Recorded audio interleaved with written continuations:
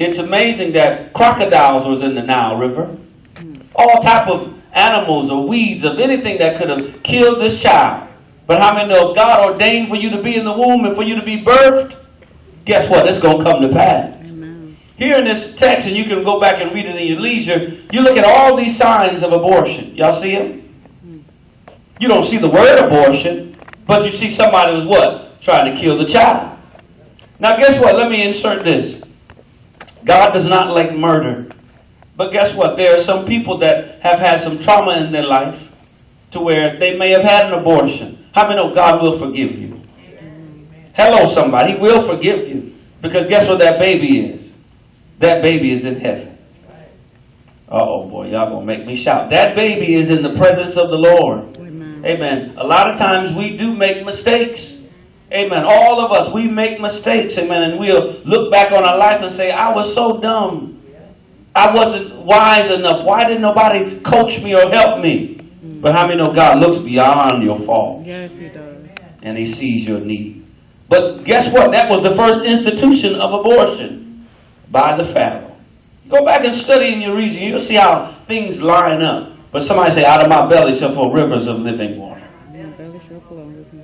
Here is the 5th verse. And the daughter of Pharaoh came down to wash herself at the river. Her maidens walked along by the riverside, and when she saw the ark among the flags, she sent her maid to fetch it. And when she had opened it, she saw the child, and behold, the babe wept. Somebody say, Jesus wept. Jesus wept. And she had compassion on him, and said, this is one of the Hebrews' children. Then said his sister to Pharaoh's daughter, shall I go and call to thee a nurse of the Hebrew women, that she may nurse the child for thee? And Pharaoh's daughter said to her, go. And the maid went and called the child's mother. And Pharaoh's daughter said unto her, take this child away and nurse it for me, and I will give thee thy wages. And the woman took the child and nursed it. 10th verse. And the child grew, and she brought him unto Pharaoh's daughter, and he became her son. And she called his name Moses, and she said, because I drew him what? Out of the water. Here's the amazing thing in this text. There is a decree saying, kill all the male children.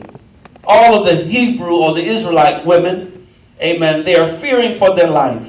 Amen. This is amazing because I thank God for the delivery of this word today, because not only 1, 2, 3 weeks ago, there was a bunch of daughters, what? Taken into slavery.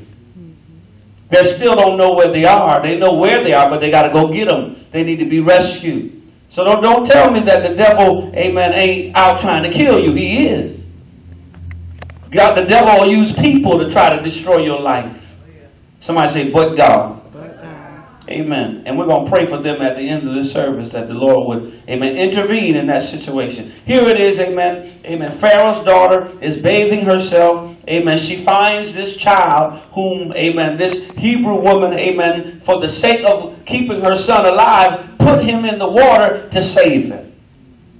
Guess what? The Hebrew or the Pharaoh's daughter happened to be bathing. Somebody say, there is no coincidence with God. God know how to set some stuff up for you in your life. So she finds this baby, and guess what one of the women say? Should I go call a Hebrew woman to take care of this child? Because guess what? Pharaoh wasn't going to allow it in his house. Guess who the woman was? His mother. The baby's mother. Somebody said, God know what he's doing. She had just put the baby in the water. She got a bag. And not too many minutes later, the baby goes down the current. The Pharaoh's daughter finds this baby, and she heard the baby weep. Jesus has compassion on your situation. Amen. Long story short, this child, his name is called Moses because she drew him out of the water.